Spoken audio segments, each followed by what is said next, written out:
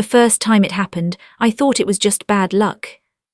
The second time, I thought maybe I'd said something wrong in the interview. But the seventh time an employer called me back just to say, "We received some concerning information about you," I realized something terrifying. Someone was sabotaging my life. Every time I got close to rebuilding it, someone picked up a phone and destroyed it. And when I finally discovered who it was, I understood something even worse. The person ruining my future had been sitting at my family's dinner table my entire life. If you enjoy stories about betrayal, revenge, and the moment karma finally catches up with the people who thought they'd never face consequences, make sure you subscribe to the channel. My name is Brittany Hayes, and tonight I'm going to tell you the story of how someone secretly destroyed every opportunity I had, and how I made sure they would regret it for the rest of their life. Because some betrayals don't come from enemies. They come from the people who smile at you while quietly sharpening the knife. And this story started with a phone call that changed everything. The interview had gone perfectly. I remember walking out of the glass building downtown with that rare, almost fragile feeling of hope in my chest, the kind that makes your steps lighter without you realizing it. After 2 years of struggling, I finally felt like things might turn around. The position was for a marketing coordinator at a mid-sized tech company.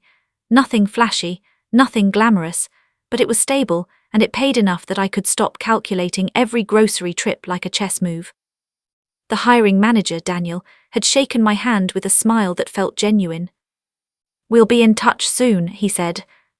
And when he said it, I believed him. That evening I treated myself to take out noodles and watched terrible reality TV in my tiny apartment, imagining what life would look like with steady income again. No more eviction notices taped to my door. No more pretending I wasn't exhausted from juggling temporary gigs. No more watching my savings slowly dissolve like sugar in coffee. For the first time in months, I slept peacefully. The phone rang the next afternoon. My heart jumped when I saw the company name on the screen. "Hello, this is Ava." There was a pause. The voice on the other end sounded uncomfortable. "Hi Ava, this is Daniel from Strateg Marketing." My smile widened. "Yes, hi." Another pause. And something in that silence made my stomach tighten. "I wanted to follow up about your application," he said slowly. "Yes. Well, after your interview we received a phone call." The hope inside my chest cracked slightly. "A phone call?" "Yes, someone claiming to know you personally." I frowned. "Okay. They said some troubling things about your previous employment." My mouth went dry. "What things?" Daniel hesitated, clearly uncomfortable repeating it. "They said you were fired for misconduct, that you had issues with dishonesty, that hiring you would be a serious mistake." My brain went blank. "That's not true," I said quickly. "I understand," he replied, "but unfortunately we have to take such reports seriously." My heart pounded. "Who called you?" "I'm sorry, I can't disclose that." I felt like the floor had tilted under me. "I can assure you," I said, my voice shaking now, "none of that is true." "I believe you," Daniel said gently, "but our HR department decided to move forward with another candidate." And just like that, the opportunity was gone. I sat on my couch, staring at the wall long after the call ended. At first I tried to rationalize it. Maybe someone misunderstood something. Maybe an old coworker had a grudge. Maybe it was just a bizarre coincidence. But then it happened again. And again. And again. Every interview followed the same pattern. The meeting would go well. Sometimes incredibly well. Hiring managers would smile. They'd talk about next steps. One even told me I was exactly the kind of person they wanted on the team. Then within a day or two, silence. Or worse, another uncomfortable phone call. Another vague explanation about information that came to light. The sixth rejection broke something inside me. I had spent hours preparing for that interview, researching the company, practicing answers in the mirror. The hiring manager had practically offered me the job during the meeting. And yet the same thing happened. I sat on the edge of my bed that night staring at my laptop screen, replaying every conversation in my mind. Something didn't make sense. Bad references usually come from previous employers. But none of these companies had even asked for references yet. Which meant one thing. Whoever was calling them already knew I had interviews scheduled. The realization sent a cold wave through my body. Someone was watching my life closely enough to sabotage it in real time. I tried to ignore the paranoia creeping into my thoughts. But late at night, when the apartment was quiet, the questions grew louder. Who would hate me enough to do this? Who even knew where I was applying? The answer seemed obvious. Only a handful of people knew about my job search. My parents, my younger brother, and my fiancé. Mark had been supportive through the whole ordeal. At least that's what I thought. He'd sit with me on the couch while I filled out applications. Something will work out, he'd say. You're too smart not to land something. When I told him about the strange phone calls sabotaging my interviews, he frowned. That's weird, he said. Right, I replied. Maybe someone from your old company is bitter. I wanted to believe that. But something about the pattern kept bothering me. Because whoever was doing this didn't just know where I applied. They knew asterisk when the interviews were happening, which meant they were hearing about them almost immediately. One night after another rejection, I sat across from Mark at our kitchen table. I don't understand what's happening, I said quietly. You'll figure it out, he replied. But his tone felt distant, like someone discussing a problem that didn't really affect them. And that was the moment the first real seed of suspicion planted itself in my mind. Not toward Mark. Not yet.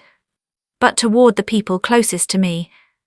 Because whoever was sabotaging my future wasn't some stranger. It was someone who had direct access to my life. Someone who knew exactly when to strike. And they were enjoying every second of watching me fail. What I didn't know then was that the truth was far worse than I could have imagined. And when I finally uncovered it, the revenge that followed would destroy someone who thought they had outsmarted me forever. And the first clue came from a mistake they didn't even realize they had made. 3 weeks after that interview, I stopped telling people when I had new ones scheduled. At first it was just an experiment, a quiet, desperate little test. Because by that point I felt like I was losing my mind. Every rejection followed the exact same pattern, a great interview, a warm response, then a sudden shift in tone, like someone had whispered poison in the employer's ear. So I decided to keep one interview completely secret. No texts, no dinner table conversations, no casual mentions, not to my parents, not to my brother, not even to Mark. It felt strange hiding something from my own fiancé, but I convinced myself it was temporary, just a way to figure out what was going on. The interview was with a small advertising agency across town. The office had exposed brick walls, giant windows, and that faint smell of roasted coffee beans drifting in from the cafe downstairs. The manager interviewing me was a woman named Laura. Sharp eyes, warm smile, the kind of person who made you feel like she was actually listening instead of waiting for her turn to speak. The conversation flowed effortlessly. We laughed about terrible marketing campaigns. We talked about creative strategy. At one point she leaned back in her chair and said, "Honestly, Ava, you're exactly the kind of person we like hiring here." My chest tightened with cautious hope. When the interview ended, she walked me to the door. "You should hear from us very soon," she said. I stepped outside into the late afternoon sun, feeling lighter than I had in months. And this time I told absolutely no one. I didn't even tell Mark when I got home. That night he was sitting on the couch, scrolling through his phone when I walked in. "How was your day?" he asked casually. "Fine," I said, forcing my voice to stay normal. And for the first time in months, I allowed myself to hope again. The phone rang the next morning. Laura's name lit up my screen. My heart started racing. "Hi, Ava," she said warmly when I answered. "Hi." So I wanted to talk about next steps. My hands were shaking now. "Okay. You made a really strong impression yesterday." Relief flooded my chest. Then she added something that made my stomach drop. "But before we move forward, I need to ask you about something." My pulse thudded in my ears. "What do you mean?" "We received a phone call late yesterday afternoon." The world seemed to freeze around me. "A phone call," I whispered. "Yes, someone claiming to know you personally." My grip tightened on the phone. "And what did they say?" Laura hesitated. "They warned us about hiring you." I couldn't breathe. "That you were manipulative, that you had a habit of creating problems in workplaces." My vision blurred. "That's not true," I said quickly. "I understand," she said gently, "but when someone contacts us with allegations like that, it puts us in a difficult position." "Did they say who they were?" "No." My entire body went cold. I hadn't told anyone. No one. Not even Mark. So how did someone know? When the call ended, I sat at the kitchen table staring at the wall for nearly an hour.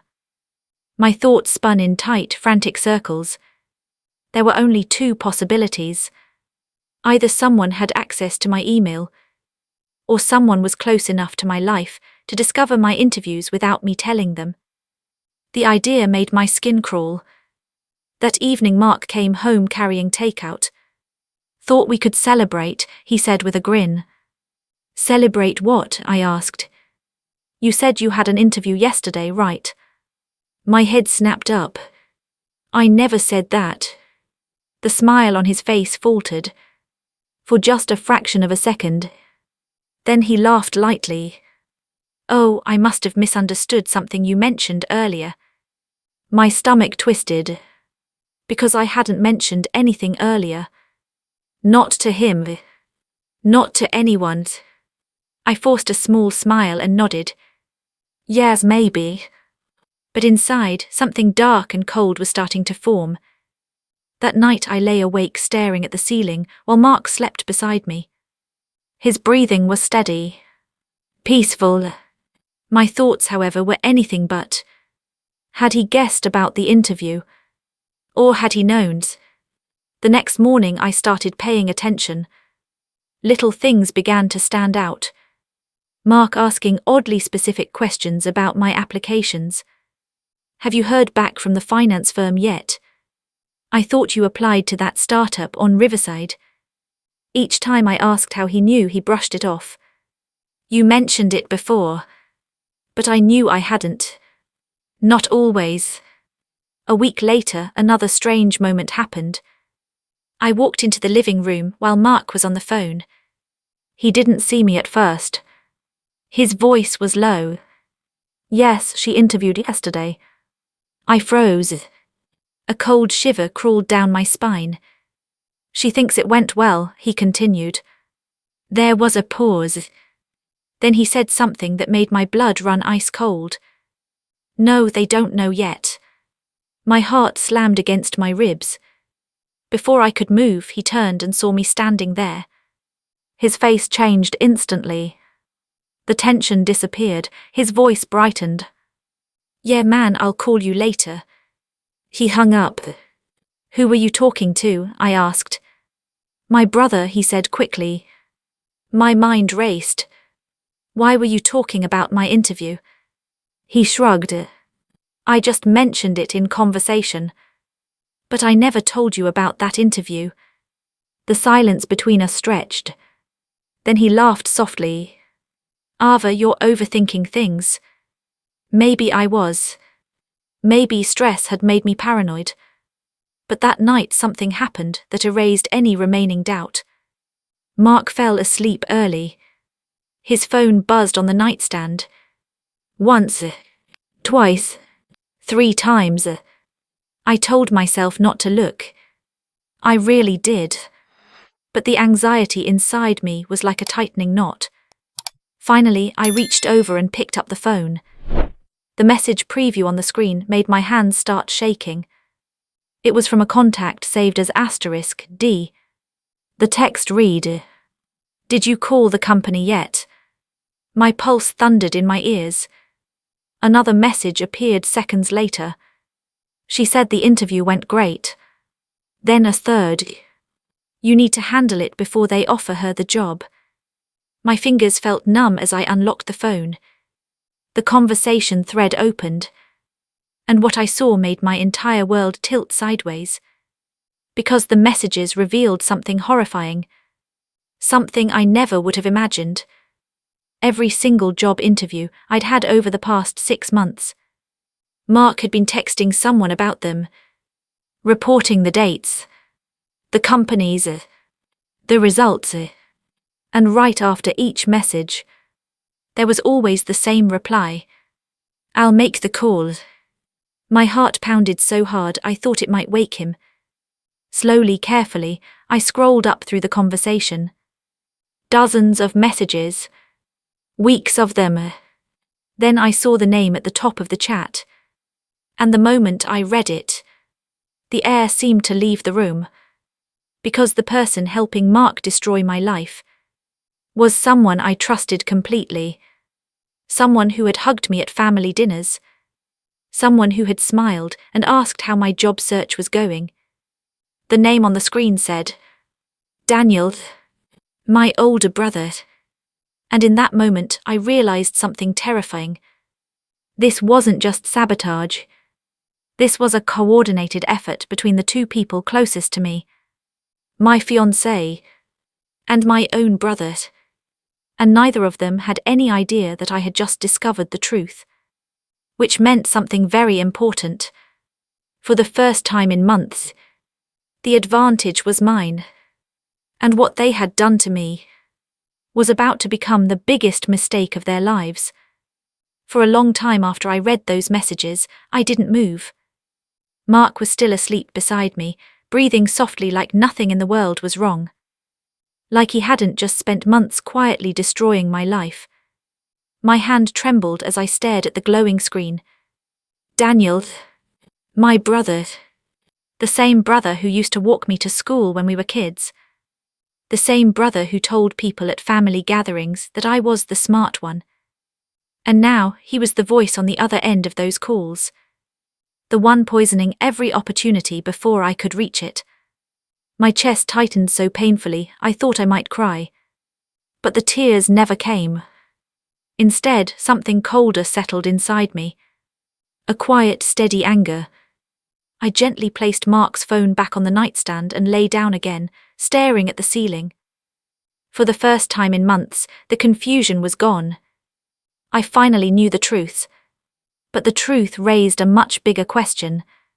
Why would my own fiancé and my brother team up to ruin my career? I didn't sleep at all that night. By morning, I had made one decision. I wouldn't confront them. Not yet. Because if they knew I'd discovered the truth, they'd just lie. Or worse, they'd find a new way to hurt me. No. If I wanted answers and justice, I needed patience. So I did something very simple. I started pretending nothing had changed. The next morning Mark woke up, stretched and smiled at me. Morning, he said. Morning. I kissed him on the cheek like always. If he noticed anything strange, he didn't show it. At breakfast, he asked the usual question. Any new interviews coming up? I forced a small sigh. No, nothing yet. He nodded sympathetically. That sucks. Inside my head, a quiet voice whispered. You already know that. Over the next few days, I started watching him more closely. Tiny details began to stand out now that I knew what to look for. Whenever I mentioned a company name in passing, his eyes flickered with interest. Whenever I checked my email for interview responses, he casually glanced at my screen. He was gathering information, feeding it to Daniel. And Daniel was making the calls. The realization made my stomach churn. But it also gave me something important. A strategy. If they were watching my job search, I could control what they saw. A week later, I mentioned something casually while we were cooking dinner. I might have an interview next Tuesday, I said. Mark looked up immediately. Oh yeah. Yeah, small consulting firm downtown. He nodded. Nice. His voice sounded normal. But I noticed something else. Later that night, when he thought I wasn't paying attention, he picked up his phone and started typing. I already knew who he was texting. Tuesday came and went. And of course, I never had that interview. But 2 days later, I got confirmation of something important. My friend Rachel worked in HR at a consulting firm across town. During coffee, I asked her a strange question. Do companies ever get random calls about candidates? She frowned. Sometimes. Why? I hesitated. Have you ever heard someone try to sabotage an applicant? Rachel leaned forward. Actually, yeah. My pulse quickened. Really? Last week someone called about a woman applying for a position, said she was dishonest and caused problems at her last job. A chill ran through me. What was the woman's name? Rachel checked something on her phone. Then she looked up. Ava. There it was. Proof. Daniel had called. Just like always. But this time the interview had never existed. Which meant something crucial. They were still falling for it. And suddenly a plan began forming in my mind. Slowly. Carefully. Like pieces of a puzzle sliding into place. If Mark and Daniel wanted to control my life, I would let them think they were succeeding. While I quietly prepared the moment, everything collapsed around them. The first step was learning why they were doing this. And that answer came from somewhere I didn't expect. My mother. 2 weeks later, I visited my parents for dinner. Daniel was already there, sitting at the table scrolling through his phone. When he saw me, he smiled. Hey kid. I forced a smile back. Hey. The sight of him made my stomach twist. But I stayed calm. Dinner was normal. Painfully normal. We talked about work. Movies. Politics. At one point my mother asked the dreaded question. How's the job search going? I sighed. Still trying. Daniel shook his head sympathetically. That's rough. If he noticed the way my fingers tightened around my glass, he didn't say anything. Later that night after dinner, my mother and I were washing dishes together. She spoke quietly. You know Daniel worries about you. I blinked. Worries? Yeah, he thinks Mark might be influencing your decisions. My heart skipped. What do you mean? She lowered her voice further. He told us Mark doesn't want you working. The words echoed in my mind. Why would he say that? My mother shrugged. He said Mark likes things the way they are. The puzzle pieces shifted again. Suddenly the picture was clearer. Daniel thought he was protecting me from Mark. And Mark was using Daniel to keep me dependent. My stomach turned. Neither of them respected me enough to tell the truth. They just decided my life for me. That night when I got home, Mark was sitting on the couch watching TV. How was dinner? He asked. Good. I sat beside him. For a moment we just watched the screen in silence. Then I asked something casually. Do you ever think about our future? He smiled. Of course. What if I got a really good job? He hesitated. Only for a second. But it was enough. Well, we're doing okay right now, he said. We're barely surviving, I replied quietly. He shrugged. I just don't want you stressing yourself out. There it was. Not concern. Control. And in that moment, the last bit of doubt disappeared. They hadn't sabotaged my life by accident. They had done it deliberately, repeatedly, and they believed they would never face consequences. That belief was about to destroy them, because the next phase of my plan had already begun, and it started with a fake opportunity that would lure both of them into a trap so perfect, they would ruin themselves trying to protect their lies. And when the truth finally came out, they wouldn't just lose control of my life, they would lose everything. For the next 2 weeks I played the role perfectly. The exhausted fiancé, the struggling job seeker, the woman who just couldn't seem to catch a break. Inside, though, everything had changed. Now I was watching them, studying them, learning exactly how they thought. And the more I observed Mark and Daniel, the more I understood something important. They didn't think I was capable of fighting back. To them, I was still the same girl who trusted everyone, the one who believed people when they smiled and said they were just trying to help. That assumption would become their biggest mistake. Because once I knew how they were sabotaging me, I realized I could turn the entire system against them. All I had to do was give them the right bait. One evening I sat across from Mark at the kitchen table, pretending to scroll through my laptop. "Something interesting happened today," I said casually. He glanced up immediately. "Oh, a recruiter reached out to me." His eyes sharpened. "What kind of recruiter?" "Corporate consulting firm, big one." I watched the reaction carefully. A flicker of tension passed across his face before he masked it with a smile. "That sounds promising." "Yeah," I said slowly. "They want to interview me for a senior strategy position." He let out a soft whistle. "Wow." But I could see the gears turning in his head. That night, right on schedule, he sent a message. I didn't need to see the phone to know. Daniel would get the information. Daniel would make the call. Except this time the company wasn't real. The recruiter wasn't real either. Rachel from HR had helped me set everything up. She knew a hiring manager at a mid-sized consulting firm who owed her a favor. Together we created the perfect illusion. A company website, an interview schedule, even a fake HR email thread. Everything looked completely legitimate.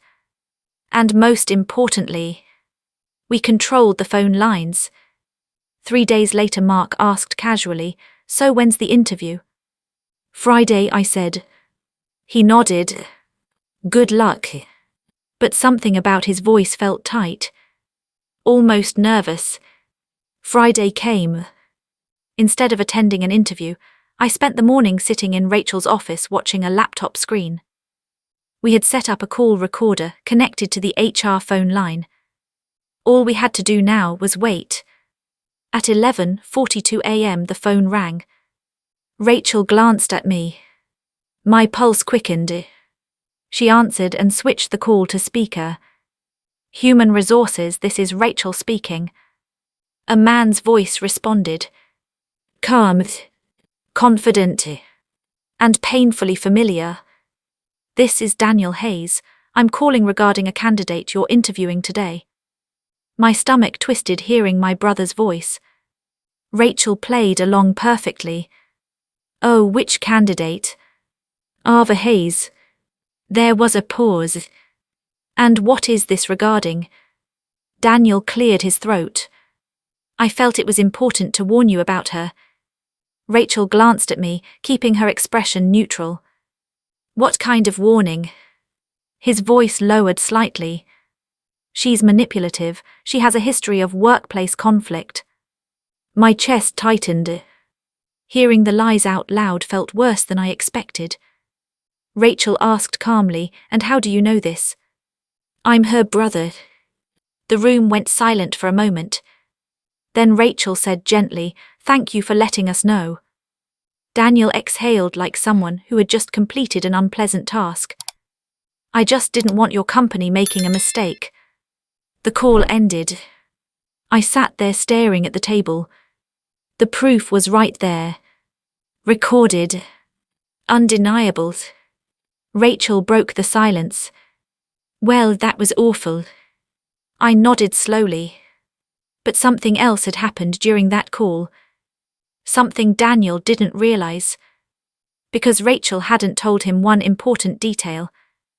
Every phone call to that HR line was automatically logged and documented, including the caller ID, including the recording, including his full name, which meant we now had official evidence of him interfering with hiring decisions.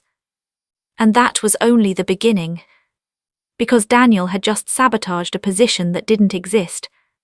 But the company he called absolutely did. Rachel's friend in management wasn't pretending anymore. He was furious.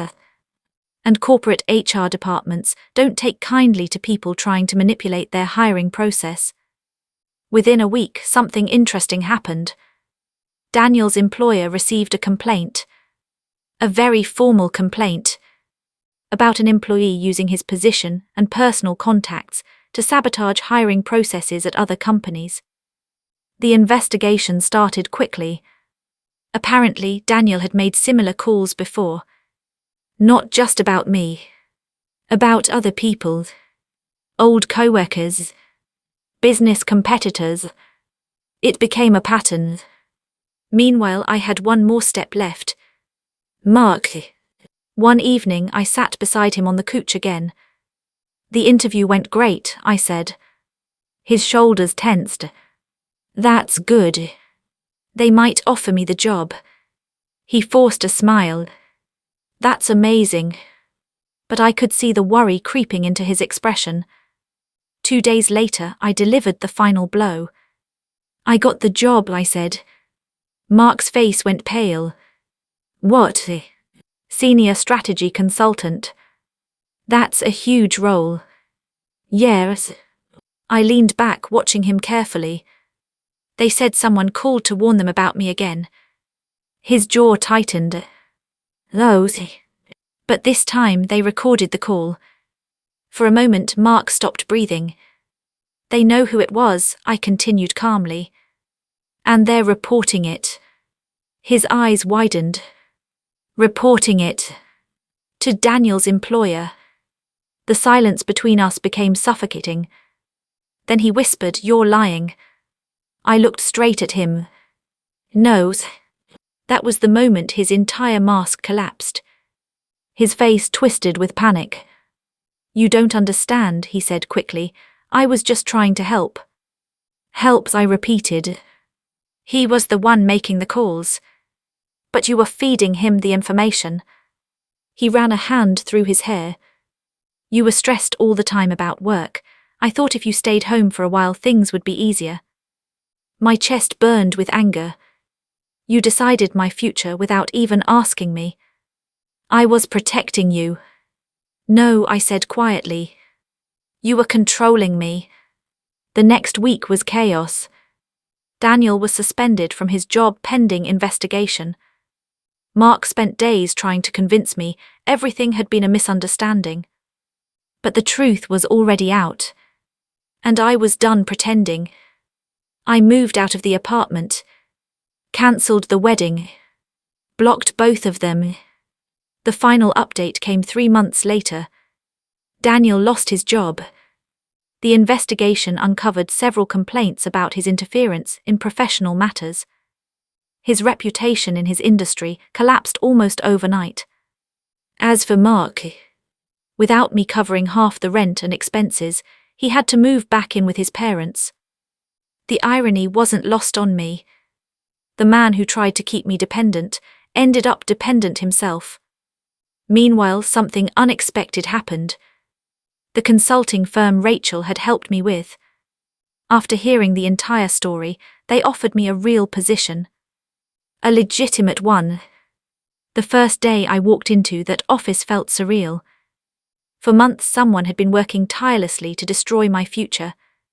And in the end, their own actions built the case that exposed them.